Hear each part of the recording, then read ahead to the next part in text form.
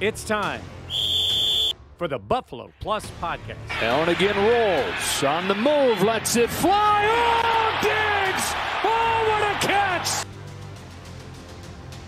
All right, welcome back to the Buffalo Plus podcast presented by Connors and Ferris. Before we get started talking OTAs, please be sure to like, comment, and subscribe to the podcast if you enjoy our stuff. I'm joined, as always, by Mike Catalana, Dan Fetes. I am Jenna Cottrell.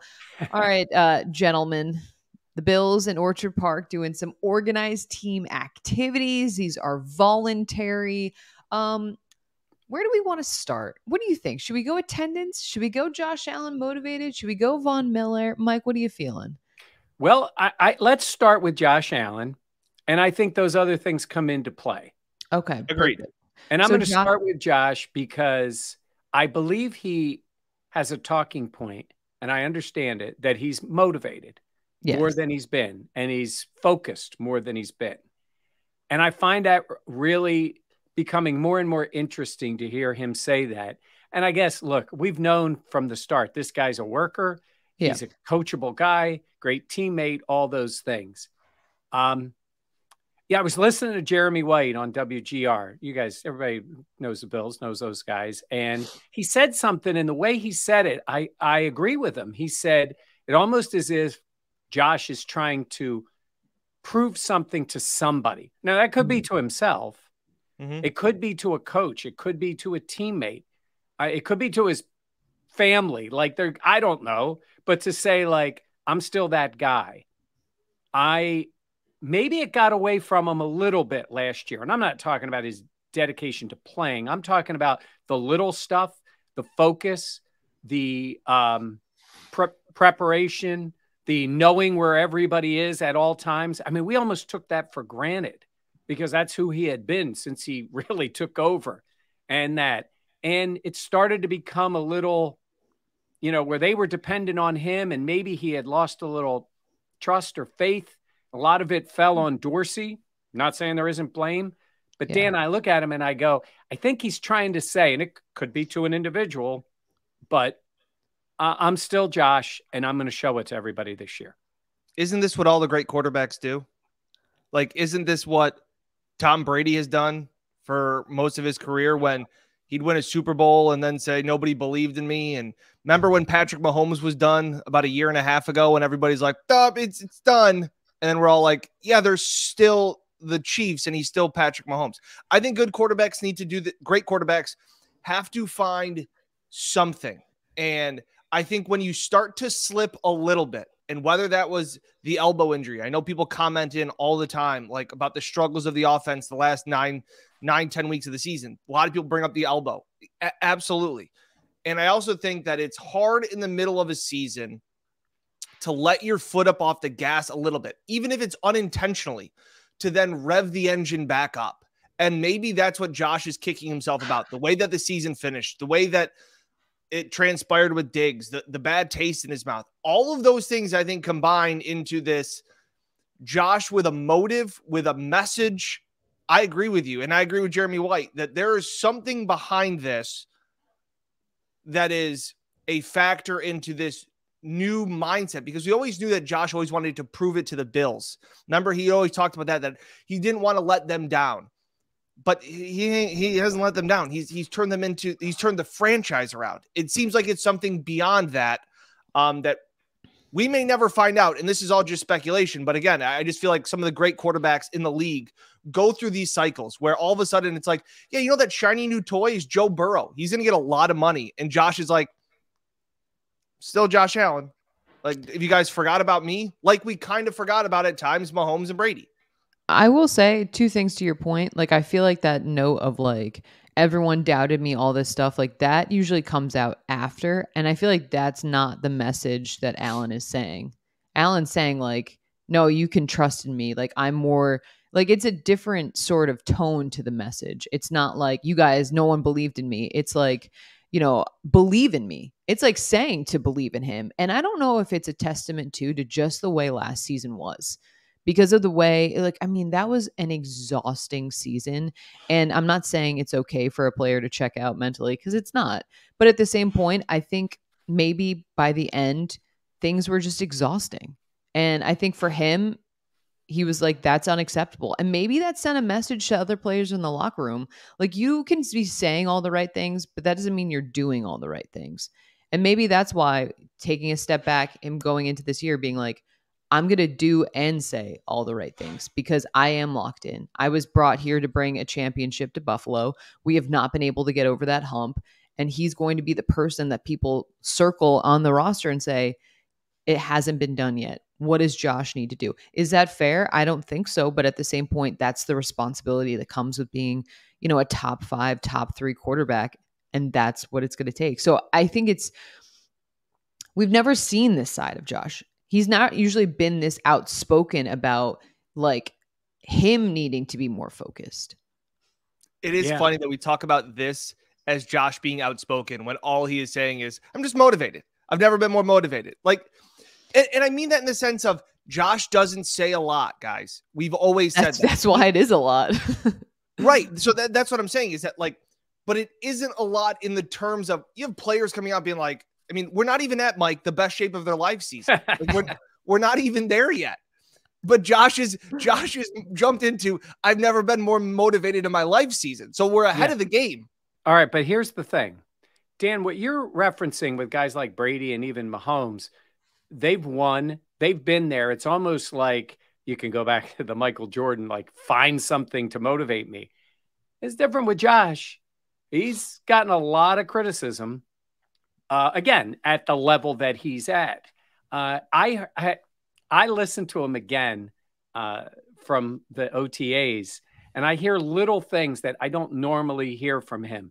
And that is where I think he's taking responsibility for some actual, not play calling, but understanding everybody's role in the offense.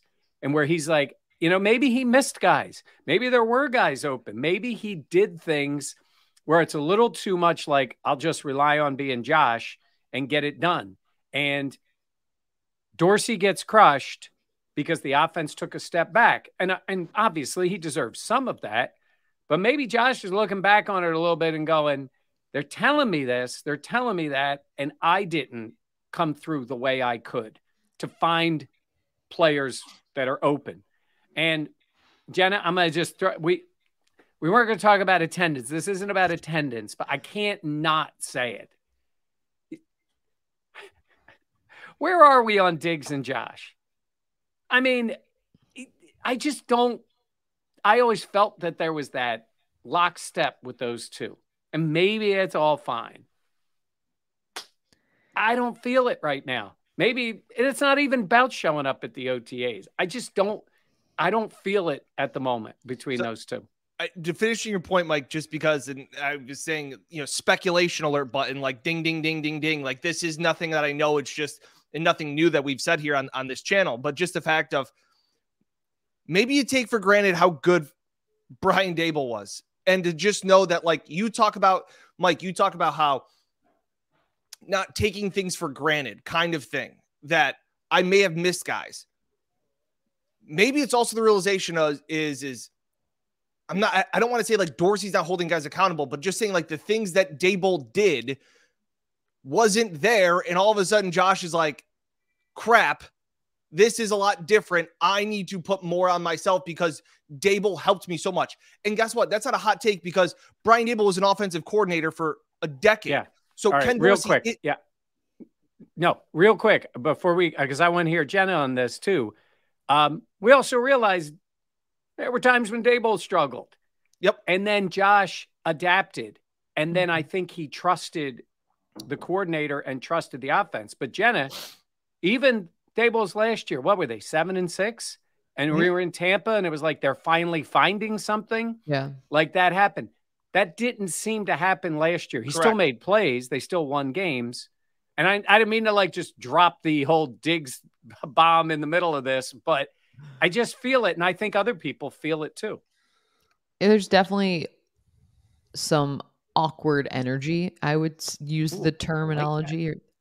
I feel like you don't want to read too much into it. And Von Miller, future Hall of Famer, talked at OTAs about if I'm Diggs is a professional, all of these things. He's a veteran. He doesn't need to be here. OTAs are voluntary, 1,000%.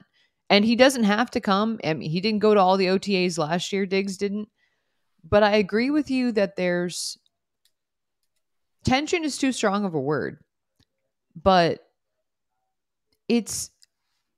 we're not used to seeing Allen and Diggs in this kind of demeanor. And the way the season ended, maybe both guys needed to take kind of a step back. Maybe they needed some time apart. And maybe they have conversed. They just haven't said that openly.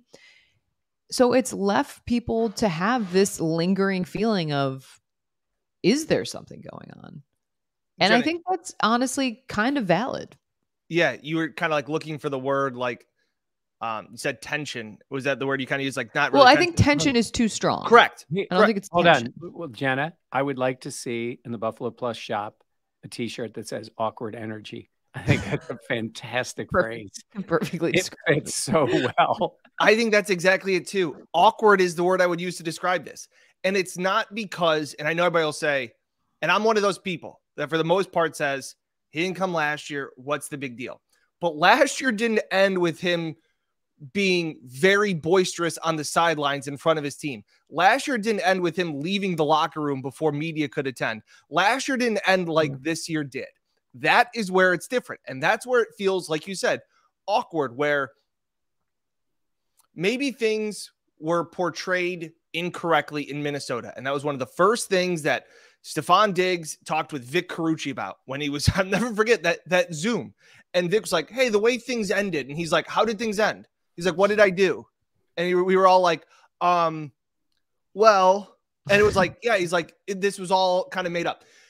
All of a sudden, those kind of things creep back in, and those aren't fair because if it's a different situation, different things. But I'm with you, Jenna. It's awkward. They're not doing SI for kids hugging each other. They're not coming out.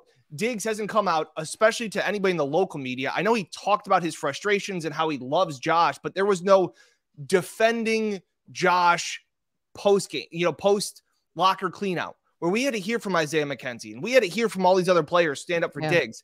And Diggs really hasn't done that. So that's where it's a little different. I don't think it's a massive deal. I don't think this means it's not being traded, none of those things.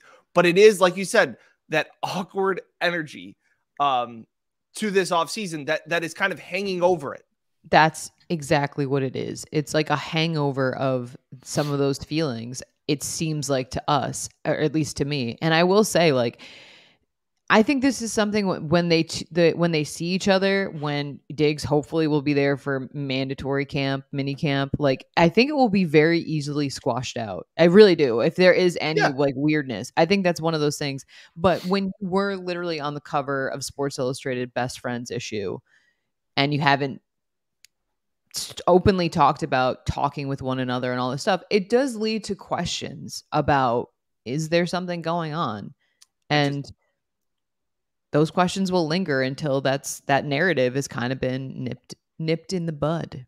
I have Jenna just got us a great name for the podcast. It's awkward energy. That is for sure. I love that for us. Yeah, and like I said, again, I am also one of those people. I just wanted to say, because people be like, Dan doesn't get it, because that's what usually happens in the comments. It's voluntary. It's voluntary. It is. I remember this isn't even about him not showing up. To me, it's been the whole off season. Yeah, correct. But I want to make my point crystal clear before people click off or comment that Dan's a moron. Is that it is voluntary. I don't care who shows up. In all honesty, when Jordan Poyer didn't show up and everybody goes, "What a bad teammate he is," and I was going, "Shut up! Nobody cares. It's voluntary."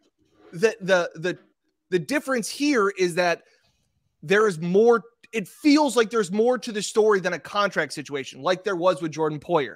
That's the difference. That's that awkward energy that we're talking about.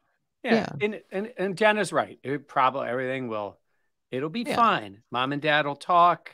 We'll all go on a vacation. It'll be fine. Everything will be fine. It's everything. Hopefully it's not the everything is fine meme. But, yeah.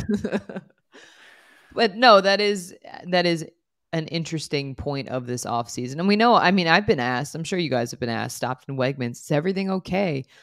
Mike, what do you think? Like, it is something that, do you think it'll be resolved? Like, yeah, I say, do you think it'll be resolved? Meaning, give the listeners some reason to be calm.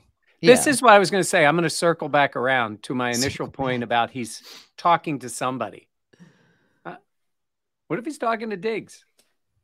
When he's talking about his dedication? Yeah. Yeah. I mean, I don't know. And again, Dan, you highlighted it. What did Diggs say about the offense? This didn't start in Cincinnati. Correct. Like, this is what happens with wide receivers.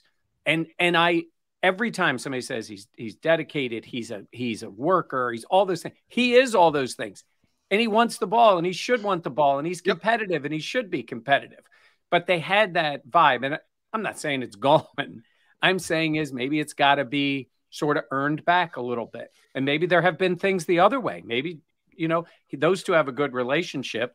He's the number one guy. He ain't going anywhere. Dan's point is right. They're not trading him. He's not going anywhere. He's not demanding anything. It won't work. That's not happening. I mean, Josh was pretty positive about Trent Sherfield and playing that wide, outside receiver spot in OTAs, which is good. They need a guy who can actually play on the outside behind Diggs. But yes, Jenna's right. Now, look, you get to mandatory OTAs and there's an issue, but that's not what's going to happen here because there really is no contract issue for Diggs. Nothing's happening. It's not about that. And by the way, he's had a good offseason too. Man can dress. I mean, he has been everywhere, right? Was he Met Gala too? Yeah, Met Gala. He was over in Europe for some other big fashion week. He's having a ball. Good for him.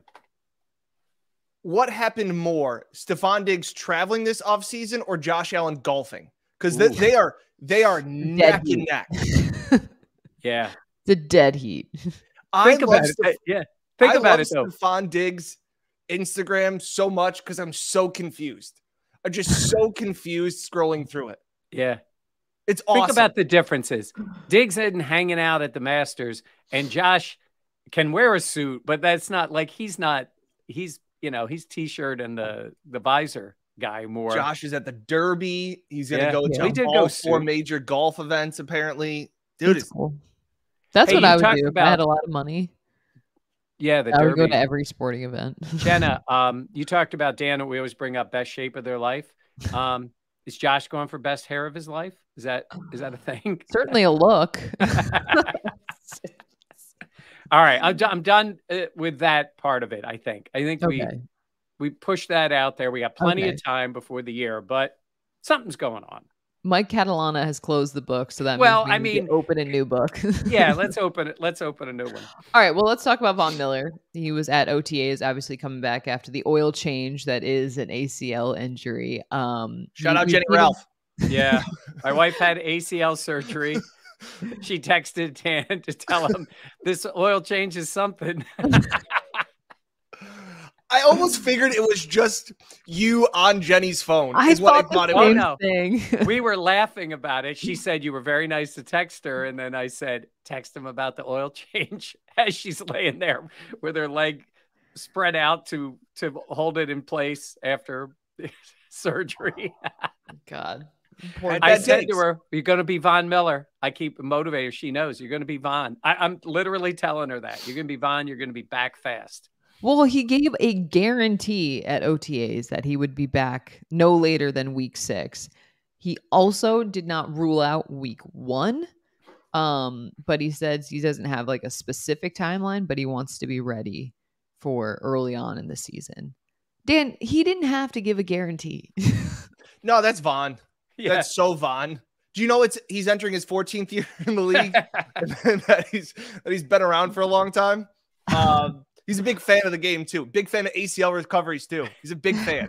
Yeah, I think that Brandon Beane also hinted at this when he was on the Greenlight pod with Chris Long, saying that he wouldn't put it past Von to be ready for opening day and that they were going to have to be the ones, he said it, we're going to have to be the ones that hold the reins back on Von, which apples and oranges from a second ACL injury to a veteran to all of those different things. But this is a guy that has gone through it before. He kind of knows it. I mean, he's posting on his Instagram just one video after another that looks great. I have hand up. I have been tricked by videos where you see something and go, guys, ready. That'll bring us back to an oil change. But yeah, I think I don't know if it's week 1 and that goes into the turf at MetLife. If they've changed it, things like that. Vaughn has been very adamant this offseason about getting NFL fields to change to grass.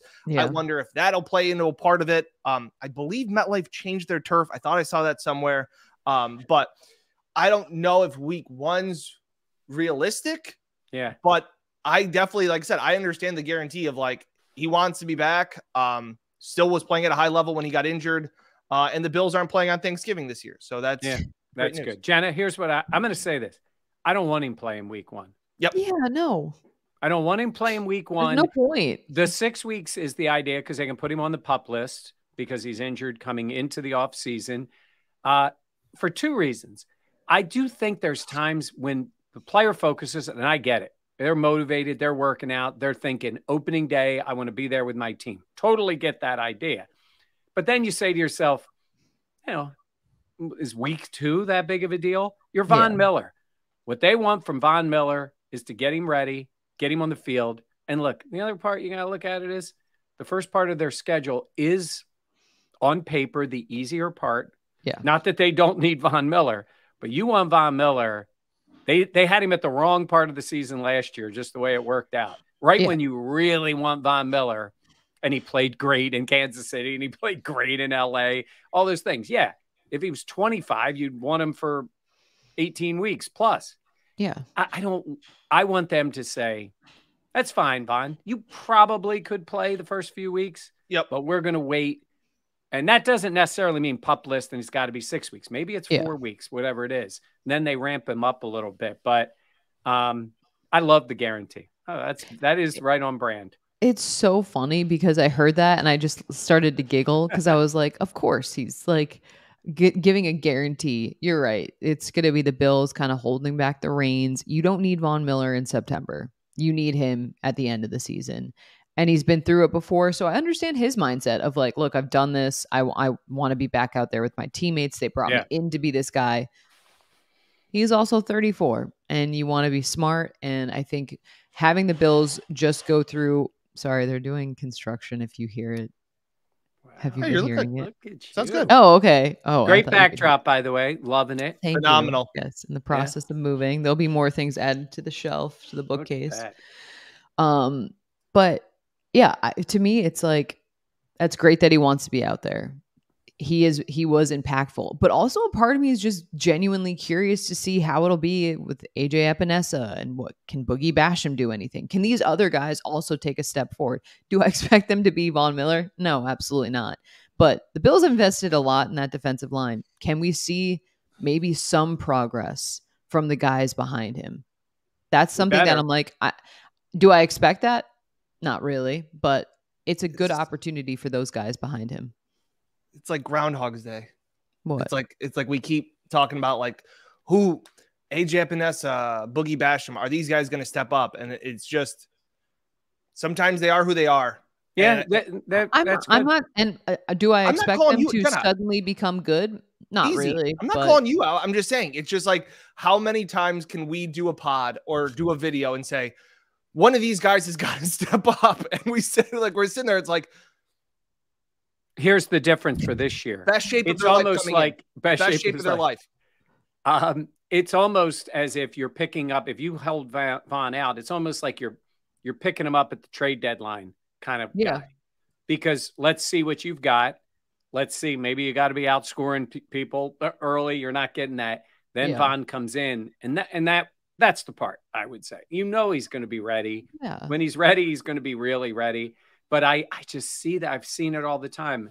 I get the motivation. It's way too much focus on opening night. If you look back, they beat the Rams. That was great. It ended up being that was an NFC game against a bad team. I mean, it meant nothing. Now it's the Jets and it's opening day. It's a division game, so it's different. But hey, Aaron Rodgers is very dedicated too. So did you see? I saw ESPN with the calf strain. ESPN had a graphic of Jets grounded. Wow. I I know, that was so cheesy. I laughed so hard. Yeah. Oh God. He's all in. You know, these narratives. Like, yeah, he's the quarterback. It's May. Yeah. It's pretty easy to be all in when you just have to throw on a shell and get out there. Yeah. All right. Well, I don't know. We didn't have this outlined, but I kind of wanted to touch on best shape their life. Just Ed Oliver. You know, he's a guy that people were talking about at OTAs, flashing, all this stuff. Mike, important year for him. Contract year coming up. I think he obviously wants to get that big deal that all the players want.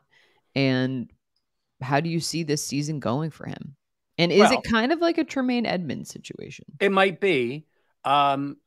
His position is valued more by the team and by the league than middle linebacker is. Can he be that guy? Yeah. Would they want to re-sign him if he was that guy? Yeah. But you know this too. It's like they've also made up, I'm trying to think of a number, 60% maybe. They've made up their mind on what they think of the guy, because part of them is going to be, they don't want to be fooled by a contract year. Yeah. Now they want to use him playing well in a contract year. Yeah. But they don't want to be fooled and be like, oh, Ed's that guy now, and then he gets paid and then it's different. I'm not saying that's what happens to him. I'll tell you what, they'd be thrilled if he played his way out of Buffalo because he was spectacular and they didn't want to pay him, because they need that. They need him to be that guy. But I think after a certain amount of time, don't you kind of know who the guy is? You're going to say that's Tremaine.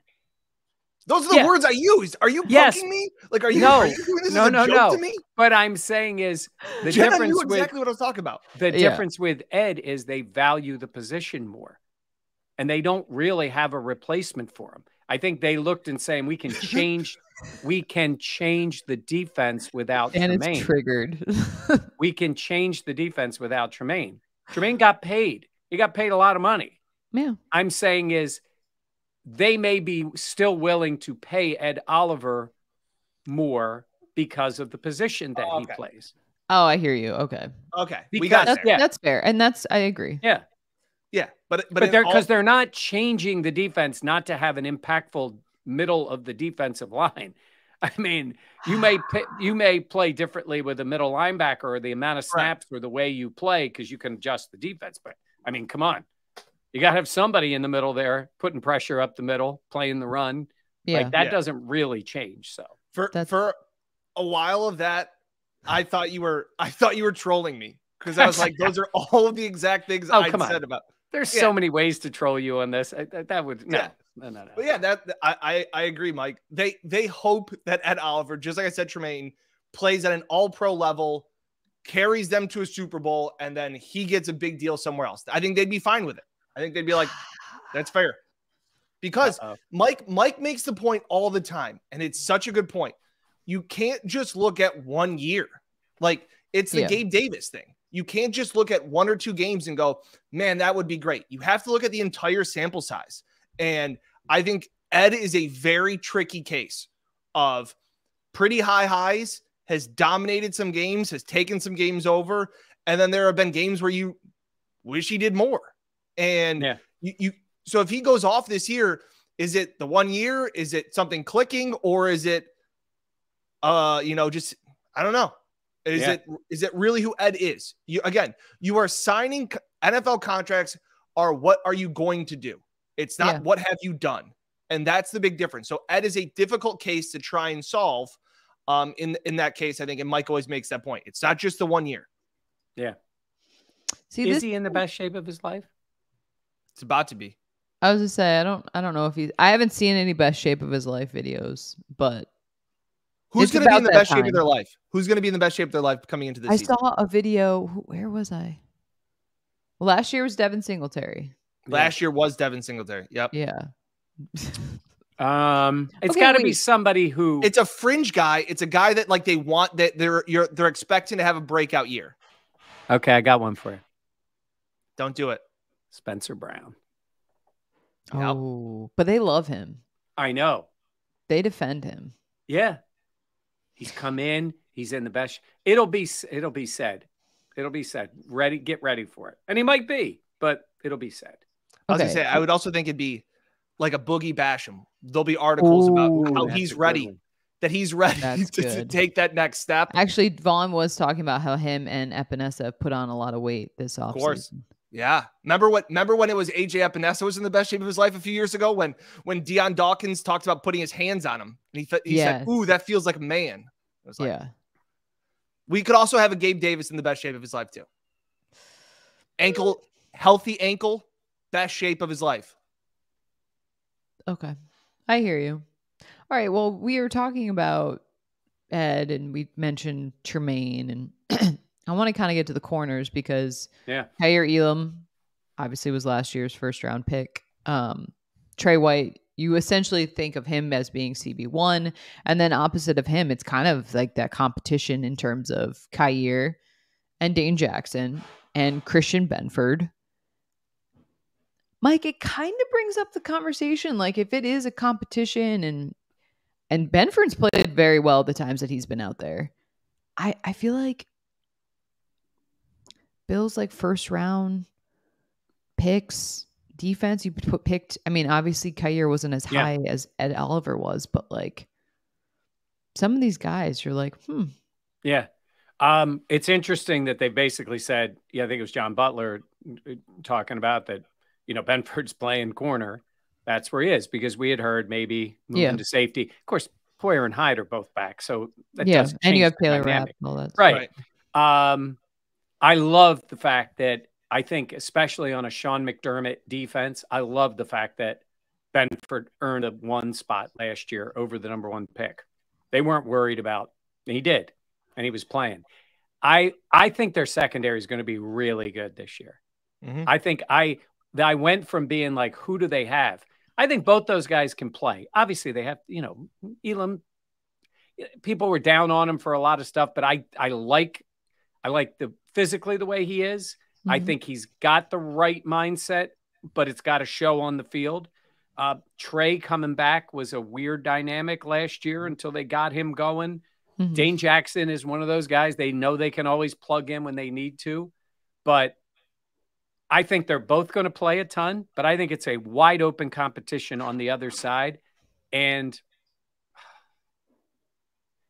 Trey White's got to be Trey White to be locked in as that guy. Yeah, that's fair. Maybe that's not fair. Maybe he comes back this year fully back to who he is, and that would be awesome for this defense. Yeah. But Dan, is there a point where it's maybe this will go back and look at this and this will sound stupid in week 4, but is it guaranteed that Trey is out there for all the snaps or most of the snaps all the time this year? Yeah, that's stupid. He will be. I think. Okay. Might be. And it goes back to what I was talking about, guys recovering. Only on a podcast can you tell your boss that's stupid. Well, no, he prefaced it. I said it. Yeah. He prefaced it. Otherwise, I wouldn't have gone there. But yeah, I think that saw the way that he played towards the end of last year, starting to feel a bit more comfortable. And then again, some idiot on a podcast and a YouTube channel talked about how it's an oil change. And I think that those idiots out there are stupid. I just think that that's a stupid take. And that obviously everybody knows that like ACL recoveries, especially for somebody who's never been injured before, I think that it could be 18 months. So I think that you're going to see, like I said, there was no pitch count when Trey really kind of came back, and in the playoffs, I thought he was there. You're going to get an off season of football activity and not just rehabbing. I think he needs to be there. And I know, Mike, you've talked about before too.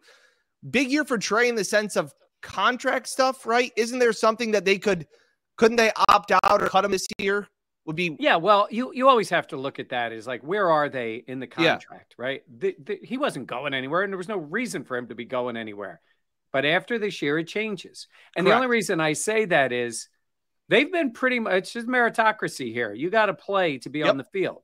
And some guys deserve the benefit of the doubt. I mean, what they did for Trey in Detroit, they don't do that for a lot of guys. I've never seen a team really do that, where they put him out there for what, 12 snaps, whatever it was.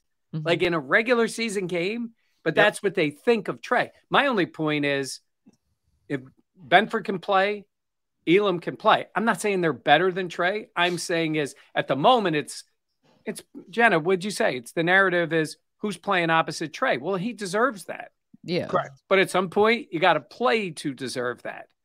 And let's see this year if he's back to fully being Trey. I mean, McDermott had glowing remarks about him at his press conference this week and saying how he's attacking the offseason. How that's great. All that stuff. I guess you're right. I just plug in who's playing opposite of Trey, but I feel like White has earned that. No, 100%. You're right. And I'm not changing the narrative. I'm saying is you get into the games and then it's like, how are they playing? Who's playing? He is a guaranteed snap guy. Yeah. Guaranteed. And does that change at all this year? You're stirring the pot, sir. Yeah. Here's this for you. I'll say this. Injuries aside, if you just looked at players, didn't look at their number or their name on the back of their jersey. Right. I thought Christian Benford was better than Kyer Elam last year. I think, and like Mike talks about meritocracy, and it kind of reminded me of the only thing that prevented Benford from playing more was just injuries. And it to me, that brought me back to like Taron Johnson when it was like, man, when he's on the field and healthy, he changes this defense. Yeah. And I thought Benford had that effect. I really did. The size, the speed, the physicality, and the instincts I thought were better than Kyer Elam's. Different expectations. It's like they always talk about it in a golf tournament, which we just finished up. How freeing it is to come from behind when you can chase. When you're the 6th, 7th round pick, who cares if you make a mistake? You're supposed to. You're viewed as that guy that is supposed to make the mistake. When you're the number one, when you're the 1st round pick, when a team's traded up for you, there's pressure. It is a lot harder to hang on to the lead in that job than it is to be the guy coming from behind. So I really liked the way that I saw from Benford. He played free to me. He played aggressive. I didn't always see that from Kyer. I saw it at times. We all did.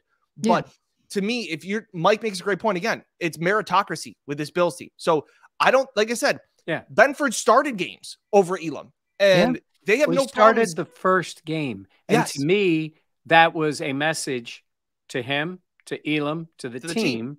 And the team would have known. Those guys know. Now, look, Kyer Elam's the number 1 pick. That's what gives him whatever level of status that you have. Trey White is an all-pro player. I'm not benching Trey White. No. I know what I'm saying is the better guys are going to play, and there's going to be times when they get them on the field.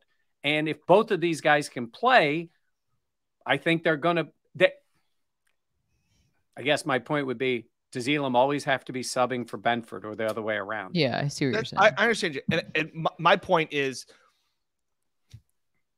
if Benford hadn't been injured with the oblique, with the wrist, with other things, we may not know what Kyer Elam really plays like, because he won the job out of training camp straight up, was the better corner then, was so valuable that we talked about finding other positions because we just eventually assumed, well, it's the 1st round pick. When you draft somebody in the 1st round, you expect them to be a starter. Yeah. And I don't think that we would have seen Kyer Elam nearly as much with how well Benford played if it hadn't been for injuries. Yeah. Now, in fairness, they did split the reps. It wasn't like he just sat on the bench, and it was split when they were out there, even from that first game. But Benford's going to play. I mean, he's playing. Yeah. They pretty much invented a position for Taron. Like, they kind of changed the defense to be like, we're this nickel defense when he's this good slot corner. This may come back to bite me, but like, this is like, I think Benford has that versatility and impact on a defense with his side speed, athleticism, instincts to be a Taron-esque player on this defense moving forward, where he can be so valuable that the Bills pretty much play a certain style of defense because of Taron. They're able to play a certain style of defense because Taron. I think that maybe it's not this year because you still have Taron, you still have the, Hyde and Poyer coming back. I just see that's how I view Benford and his impact. Yeah. I mean, that's a very high compliment, obviously. I mean, the sample size that we had, he performed. It's just the injuries too, which we saw that with Taron. But that's something to watch. Absolutely. And it's kind of cool to see. I feel like for so long it was like, all right, well, the Bills had Levi Wallace and Levi Wallace won that competition. And last year it was Dane and all this stuff and Trey coming back. But I mean, it will be a competition, and you know how much McDermott and the team in general and the Bills and, Brandon Beane love that aspect of you got to earn your spot and you got to keep earning it to stay there. So that is pretty interesting to watch during camp as well. Let's talk Dorian Williams. Bills, Tremaine Edmonds no longer in Buffalo. McDermott said that Williams has been taking, the middle linebacker role on, learning that. Obviously a lot smaller in terms of comparison to Tremaine Edmonds. I feel like coming out of the draft, though, Beane kind of talked about, we're going to start him on the outside, all this stuff. Mike, I mean, were you surprised that they kind of changed their tune, or do you think that was all a part of the process? Like, what do you expect? What do you think? It's kind of odd, isn't it? I mean, we're at the start of OTAs. Like, they made the point that he was going to be there, and now they're saying he's learning the middle linebacker spot. Look, you drafted him in the 3rd round, much like the year before. You expect that guy to have a role. And by the way, special teams took another hit with this new kickoff rule. Oh, yeah. Yeah, because there's either going to be squib kicks or a lot of fair catches on kickoffs. But regardless of that, we thought if you're drafting that high, you're going to pick a guy who's going to play in the middle. And maybe they want to throw a lot at him, see how he reacts, which I could see. Mm-hmm. I hope I am very wrong about that pick. I just thought if they were going to go for that and the guy to play in the middle, they would go for a little closer to a traditional guy, not Tremaine. But hey, we could be at camp at Fisher watching this guy fly around on the field and going, well, now I see what they see in him. Yeah. And the idea, Dan, would be, can he pick up all the things that go with the role of being in the middle, knowing the defense, knowing everybody's role, making those calls and all that. But it is kind of funny that they sort of hedged away from it a month ago, and now they're all in that he's in the middle. It's almost like they didn't want that to be a talking point when they drafted him and at rookie minicamp. But they did the same thing with Terrell Bernard, which is why some hot takes idiot made some take that Terrell Bernard would be the Bills' starting middle linebacker next season. Stupid. He might be. Yeah, but I remember because that was what stood out to me at training camp last year was that Bernard, who we all thought size, fit in the defense, was a Matt Milano-esque, and he was the one playing middle linebacker with the second team a lot, which is what led me to that hot take. The fact of, and I think, and again, not a football X's and O's guy, but I think if you can understand that middle linebacker and making those calls in the defense as a young player, I think it helps you with everything else. So maybe that's just wanting him to get used to taking reps, getting calls, all those things as the middle, which is what he pretty much done at Tulane. And kind of continue that to, I don't know, throw him kind of in the deep end of the pool to be, hey, like there is this wide open competition. If you show us something, maybe you got a shot. I kind of get why Beane said like, he's going to start on the outside and then move him into the middle, because I feel like we are simple in terms of sometimes the media. If they were to draft a guy and say, he's going to play in the middle, it'd be like, well, there's the replacement for Tremaine Edmonds and and maybe put these really high expectations on this guy. That doesn't sound like something I would do. Well, now they've waited a whole 30 days for us to say he's going to play in the middle. And it may be the case. McDermott did say that Dorsey had talked to him. I don't know if you guys had heard that part where he's like putting some things in on the offense early to run at OTAs. And he's like, part of it is we want to see how these guys react. And Jenna said, throw them in there. Let's see what it is. And maybe he's the kind of guy they look and they like a lot about it and just realize it might be a work in progress. I do think that you went from a guy with guaranteed snaps. I mean, Tremaine was on the field all the time. Yeah, he was. I think to Dan's point, whether that's, an extra safety, an extra corner, whatever it is, they're going to play a little differently this year. And maybe that middle linebacker is not on the field for all those snaps, 90 whatever percent that Tremaine played last year. Well, it kind of makes sense, right? Like Tremaine Edmonds is such an athletic freak, like his size, his speed, all this stuff. Like it's hard to find that in later rounds of the draft. Yeah. And you're not like you're just, it's not going to be a thing. So you have to have other players adapt around that. So that to me makes sense in terms of, maybe it's a guy that's smaller or faster or whatever, but you have to kind of change how you play your defense because you don't have that guy that's the cornerstone of your defense and is a first round pick and he is rangy and all those things. So you have to move around that. Yeah. All right. Anything else we want to? No, we're good. It's good to be back. It is. Stupid. Yeah. All right. We'll have plenty more coverage as OTAs continue. Mandatory minicamp coming up. Training camp back at Fisher. Turkey burgers. We're all excited. Please be sure to like, comment, and subscribe. Comment below. Oh, and the merch. Yeah, the merch store is still going strong. So check it out. Plenty of mugs. We have new tumblers too. If you want like a to-go mug, those are pretty nice, I will say. Comment who has caught your eye this training camp or this mini camp. No, what about if the Diggs drama? Do you think there's real? Okay, I didn't know if we wanted to draw more attention to that. Well, hey, maybe people can maybe write and have the opinion that it's absolutely nothing. Look, for the Bills' sake, I hope that's the case. But what's the word we're using? Awkward energy. Awkward energy. I love it. Great pod. Great podcast title. Yeah. Awkward energy. Okay. All right. On that note, let's end it there. For Mike and Dan, I'm Jenna. Again, please be sure to like, comment, subscribe. Check out the merch store as well, buffaloplusstore.com. Thanks for joining us. We'll catch you next time here on Buffalo Plus.